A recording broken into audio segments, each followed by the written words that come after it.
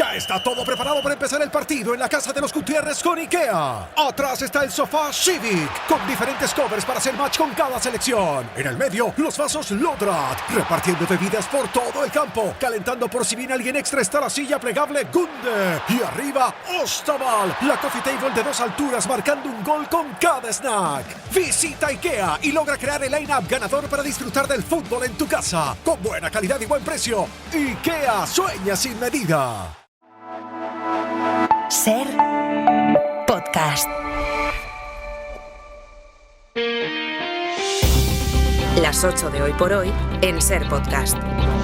Hola, muy buenos días. Hoy el Papa deja Madrid, camino de Barcelona para continuar su visita oficial a España, que más tarde le va a llevar a Canarias. Atrás queda una agenda intensísima en la capital, que también va a estar repleta de actos en Barcelona y en la que se observaban con gran interés cada uno de los mensajes que pudiera enviar León XIV, un líder religioso que claramente ha querido marcar también su perfil de líder político y jefe de Estado. Ante esta plaga, la comunidad eclesial está llamada a responder con la escucha, la verdad, la justicia, la reparación y un compromiso cada vez más decidido en la prevención y la cultura del cuidado. En Cataluña el Papa visitará la Abadía de Montserrat, símbolo del cristianismo catalán, pero también de los abusos sexuales y de la resistencia de la Iglesia a asumir sus horrores y repararlos.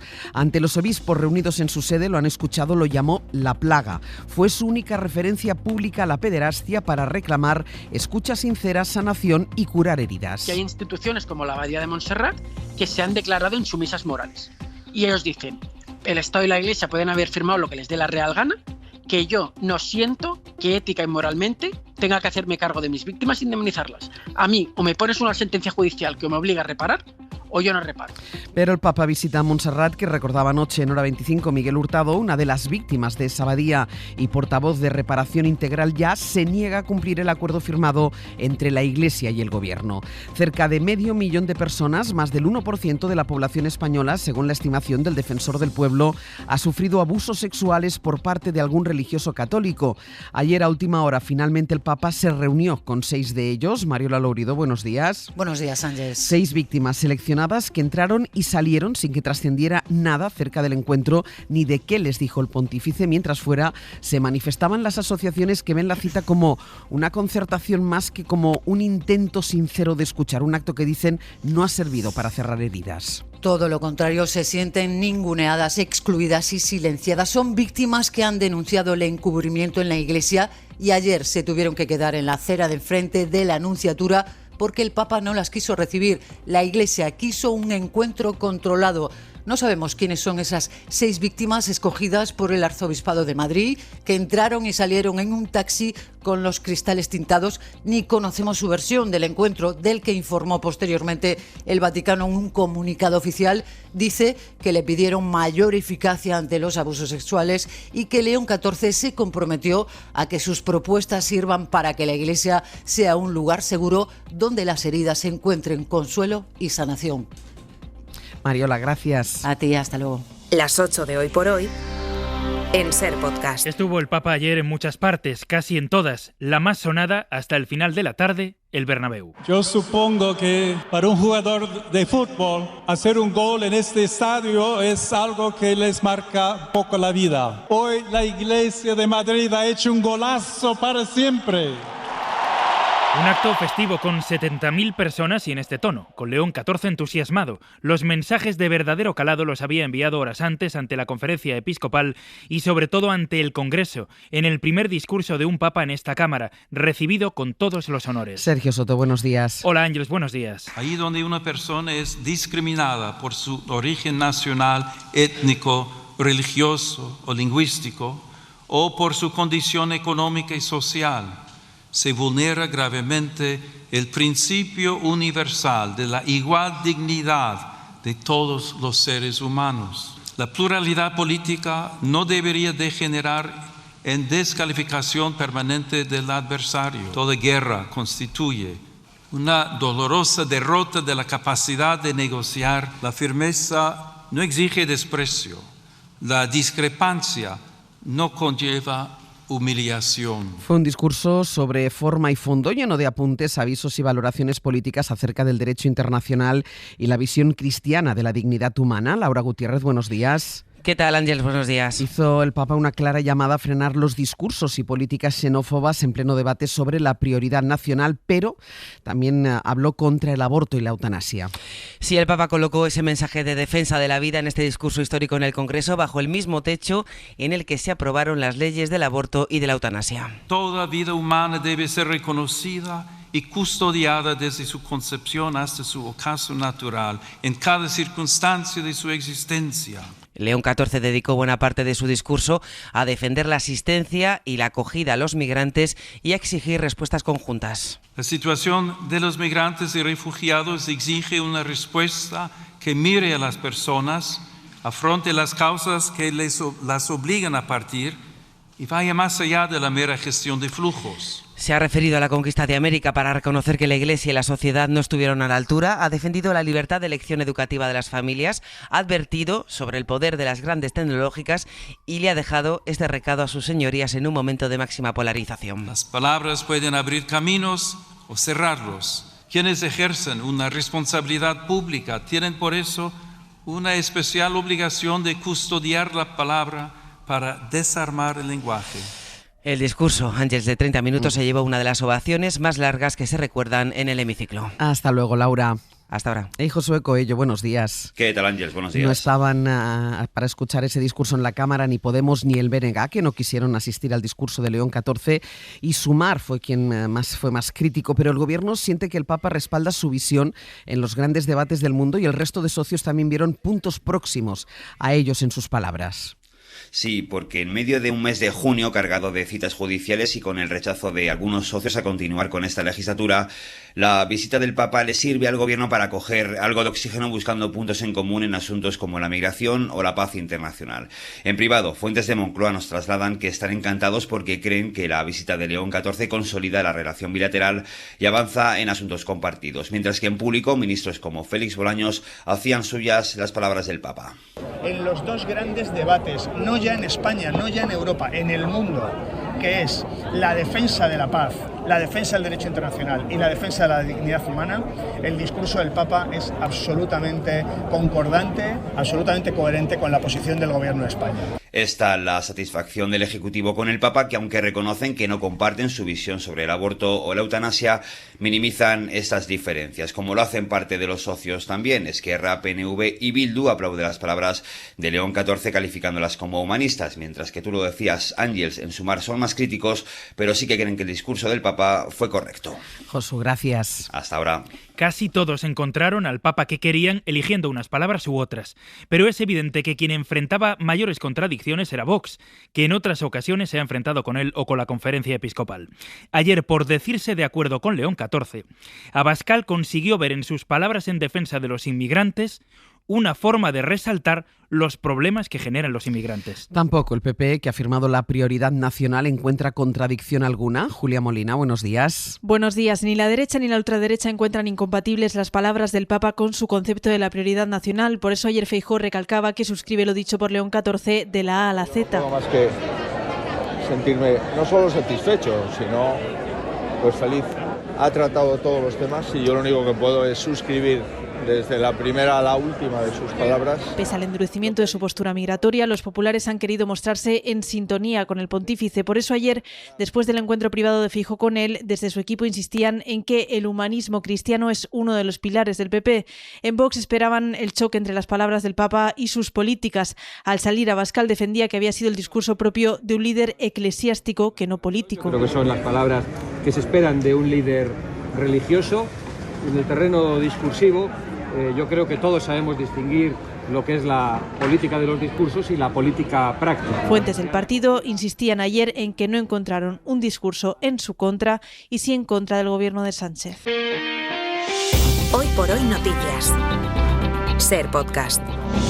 Hoy se espera que quede visto para sentencia el juicio contra el hermano del presidente del Gobierno por su supuesta contratación irregular en la Diputación de Badajoz. Ayer fue el turno de las acusaciones y del abogado de David Sánchez y hoy será del resto de defensas. Después de algo menos de 2 semanas y decenas de testigos, la mayoría de las acusaciones dobla la petición de cárcel, cita en sus alegatos el caso Leire y ve detrás de todo al presidente del Gobierno. La Fiscalía sostiene que hay que absolver al acusado y la defensa de Sánchez sostiene que no hay ninguna prueba a la que agarrarse, que se busca convertir un chascarrillo, el de ese mensaje que ponía hermanísimo, en una condena. Isabel Vega, buenos días. Buenos días. Cargaba las tintas el abogado de David Sánchez porque a estas alturas de juicio las acusaciones doblan las penas por tráfico de influencias sin que conste aún quién ha influido en quién ni cómo lo ha hecho. Incluso esta mañana ya se le da una vuelta más de tuerca al asunto y se nos empieza a hablar a careta quitada del señor Pedro Sánchez Pérez Castejón, que no ha sido testigo, ni investigado, ni ha sido llamado. Es como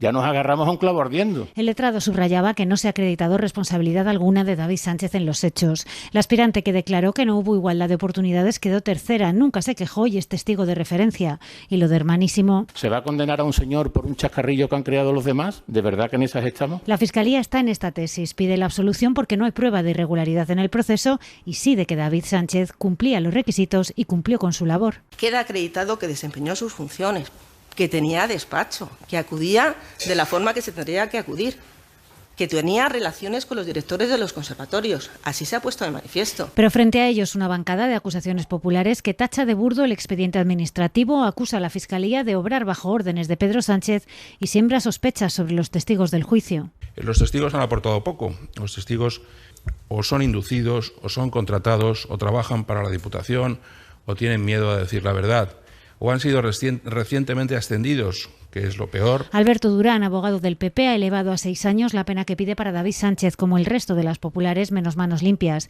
Continúa el turno de informes de las defensas hoy. Si no terminan, el visto para sentencia se demorará hasta la semana que viene. Por cierto, que sobre el caso Leire cuenta hoy El País que en las agendas de la supuesta fontanera que se llevó la UCO tenía información sobre planes de la SEPI, de Correos, de Traxa y hasta de la agencia EFE. En ellas figura también Cristina Narbona, presidenta del PSOE, a la que el juez Pedraz ha citado como testigo junto a otra veintena de personas. También imputa a la abogada de Coldo, acusada de intentar forzar el cambio de versión de la empresaria Carmen Pano, que dijo haber llevado 90.000 euros en efectivo a Ferraz. Hoy por hoy noticias. SER Podcast. Recordarán lo que contaron los compañeros de la SER en Baleares acerca del Hospital Son Espasas en Palma. En ese centro, las operaciones por las que los médicos cobran más dinero se habían disparado. Un cirujano cobra más por un bypass que por operar unas varices, por la dificultad técnica, y ocurría que el primer tipo de intervenciones había crecido mucho. Radio Mallorca, Juan Antonio Bauza, buen día. ¿Qué tal? Buen día. Hoy podemos darles más datos, podéis dar más datos, y es que de esta forma el gasto en cirugías ha crecido un 60% en ese hospital, a pesar de que se opera menos, hasta un 11% menos de intervenciones. Sí, hablamos de cirugías extraordinarias. Se gasta más dinero, se opera menos y las listas de espera siguen creciendo. Ahora mismo en el hospital se espera 18 días más de media para una operación, un 17% más que hace un año. Hay 1.600 personas más que hace un año, un 33% más. Aquí en la SER hemos tenido acceso a datos del propio hospital que recogen el balance acumulado de enero a abril. En esos 4 primeros meses se han contabilizado 103 operaciones extraordinarias, las que se hacen por la tarde. 103 operaciones menos que el año pasado. Pese a ese descenso, el gasto ha subido en 440.000 euros. ¿El motivo? Esos acuerdos, esos convenios específicos que contábamos hace un mes. Y es que estos, en concreto, en 4 meses se han duplicado, un 111% más de operaciones, más de 500. Este sistema de pago, potenciado por la actual gerente, ha generado ya tensiones entre los propios profesionales, lo que ha derivado, según fuentes solventes del centro, en problemas organizativos. Nos cuentan a la SER, hablan directamente de derroche de dinero público por una mala gestión. Bauza, gracias. Hasta luego. En Oriente Próximo, la noche ha sido relativamente calmada después de que Irán e Israel dieran por concluidos los ataques cruzados que se lanzaron ayer. La tregua se mantiene a pesar de la desconfianza mutua y de que ambos gobiernos advierten de más represalias si vuelven a ser atacados por el otro. La Casa Blanca, que instó a Netanyahu a no contraatacar después del lanzamiento de misiles iraníes, ha dejado claro que su intención es llegar a un acuerdo con Teherán. El vicepresidente de Trump, J.D. Vance, ha dicho esta noche en una entrevista que Israel puede estar de acuerdo o no, pero que el acuerdo con el régimen iraní es lo mejor para Estados Unidos y que seguirán negociando, aunque Netanyahu insistió anoche en que Israel tiene derecho a defenderse y en que atacará el Líbano. Y otra prueba de cómo la tecnología y el retroceso del diálogo favorecen más guerras y de más formas. En este caso se trata de un viejo conflicto, pero ahora con una novedad. Marruecos ha asesinado con drones a una de las figuras más relevantes del Frente Polisario. También mataron a otros 2 miembros del Frente y lo han hecho justo cuando se encontraba allí el enviado de la ONU intentando reactivar las conversaciones. Informa desde la zona del Magreb, Mar Ferrá, buenos días. Buenos días. Sí, el ataque ha acabado con la vida de Habib Abdelaziz, hijo del expresidente saharaui Mohamed Abdelaziz, y uno de los nombres que sonaba como posible futuro líder, también con la vida de otros 2 miembros del Polisario, según ha confirmado la organización. Añaden en un comunicado que murieron en combate mientras llevaban a cabo una acción contra el muro marroquí. De momento no conocemos más detalles. Rabat, como es habitual, no se pronuncia sobre estas acciones. Varios medios apuntan que Marruecos ha atacado con drones y no sería la primera vez que esto sucede. En los últimos años los aviones no tripulados cada vez están más presentes. Más allá de lo que sucede sobre el terreno, donde escasea la información, en el plano diplomático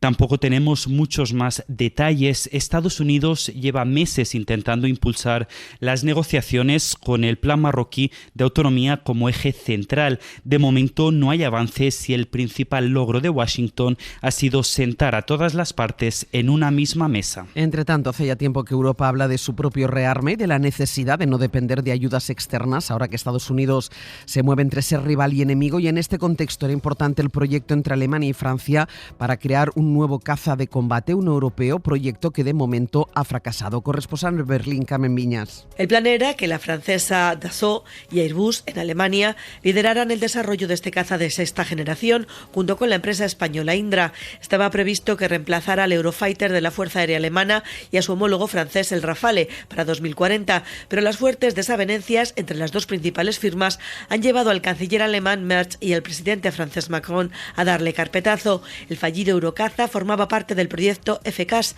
el programa armamentístico europeo más ambicioso, valorado en 100.000 millones de euros.